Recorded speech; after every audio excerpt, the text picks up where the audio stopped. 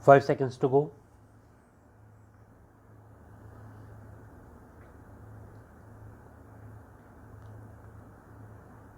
Start. Having bestowed our anxious consideration, we are disposed to think when we accept the principle of standardization, there is really no rationale not to apply the said principle to the self-employed or a person who is on a fixed salary. To follow the doctrine of actual income at the time of death and not to add any amount with regard to future prospects to the income for the purpose of determination of income would be unjust. The determination of income while computing compensation has to include future prospects so that the method will come within the ambit and sweep of just compensation as postulated under section 168 of the Act. In case of a deceased who had held a permanent job with inbuilt grant of annual increment, there is an acceptable certainty but to state that the legal representatives of a deceased who was on a fixed salary would not be entitled to the benefit of future prospects for the purpose of computation of compensation would be inapposite. One may perceive that the comparative measure is certainly on the one hand and uncertainty on the other, but such a perception is fallacious. It is because the price rise does affect a self-employed person, and that apart, there is always an incessant effort to enhance one's income for sustenance.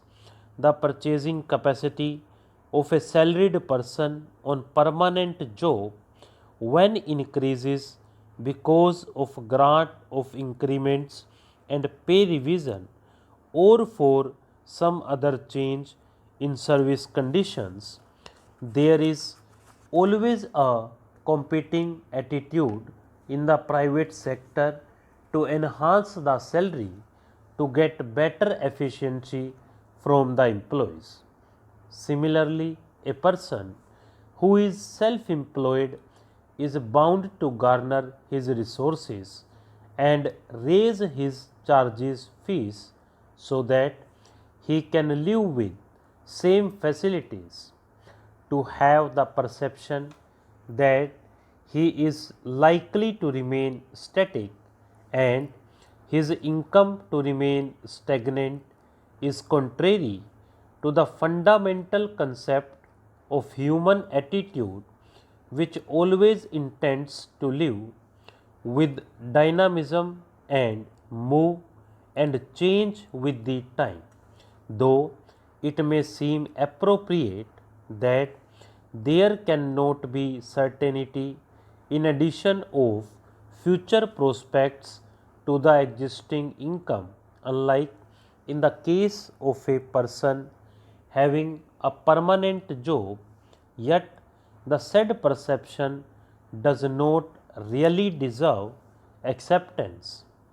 We are inclined to think that there can be some degree of difference as regards the percentage that is meant for or applied to in respect of the legal representatives who claim on behalf of the deceased who had a permanent job than a person who is self-employed or on a fixed salary, but not to apply the principle of standardization on the foundation of perceived lack of certainty would tantamount to remaining oblivious to the marrows of ground reality, and therefore degree test is imperative.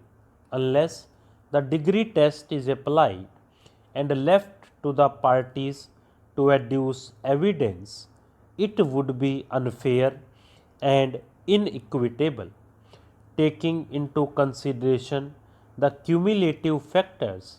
An addition of 40% of the established income of the deceased towards future prospects would be reasonable. Stop.